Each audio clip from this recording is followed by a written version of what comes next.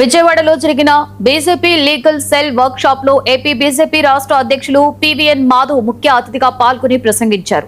ప్రధానమంత్రి నరేంద్ర మోదీ నాయకత్వంలో దేశ కీర్తి ప్రతిష్టలు పెరుగుతూ ఉంటే ఓర్వలేక కొన్ని విచ్ఛిన్నకర శక్తులు సనాతన ధర్మంపై దాడులు చేస్తున్నాయని మండిపడ్డారు. ఈ సమావేశంలో వివిధ న్యాయస్థానాలకు చెందిన 146 మంది న్యాయవాదులు బీజేపీలో చేరారు. సమాజంలో విద్వేషాలు రగిలిస్తూ అరెస్టైన రావణ్ లాంటి ఉన్మాదులకు సిపిఐ వైసీపీ నేతలు మద్దతు పలకడం దారుణమన్నారు. అలాగే మాజీ ఐపీఎస్ అధికారి ఏబి వెంకటేశ్వరరావు సైతం ఆ అరెస్టును తప్పుపట్టడం శోచనీయమని, దళిత క్రిస్టియన్ అనే పదం రాజ్యాంగ విరుద్ధమని ఆయన స్పష్టం చేశారు. ఈ కార్యక్రమంలో బీజేపీ నేతలు మధుకర్, ఉప్పలపాటి శ్రీనివాసరాజు, షేక్ బాజీ, ప్రతాప్ రెడ్డి, రొంగల గోపి, శ్రీనివాస్, పతనాల సురేష్, జూపూడి రంగరాజ్, అడ్లూరి శ్రీరామ్ తదితరులు పాల్గొన్నారు.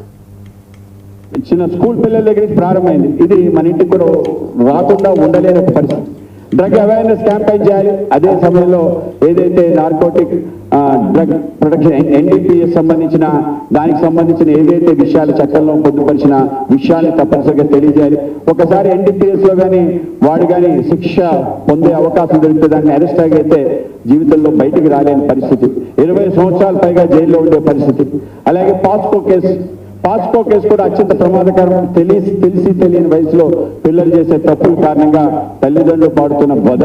సుమారు 20 సంవత్సరాల పాటు అరెస్ట్, దానికి శిక్ష ఉంటుంది. ఆ విధంగా జైల్లో నగిపోతే మొత్తం తన యొక్క జీవితమే కోల్పోయే పరిస్థితి. కనుక దానికి సంబంధించిన అవేర్నెస్, ఆ విధంగా ఏవైతే ముఖ్యమైన చట్టాలు ఉన్నాయో వాటికి సంబంధించిన అవేర్నెస్ తప్పనిసరిగా పార్టీ ఆఫీస్ కేంద్రంలో చేయటం, అనేక చోట్ల క్యాంపులు కండక్ట్ చేయటం, ఒక్కొక్క యాక్ట్ మీద ఒక ఆలోచనని ప్రజల్లో రేకెత్తించే ప్రయత్నం చేయటం. అలాగే నరేంద్ర మోడీ గారు అనేక రకాల సంస్థలు తీసుకొచ్చారు.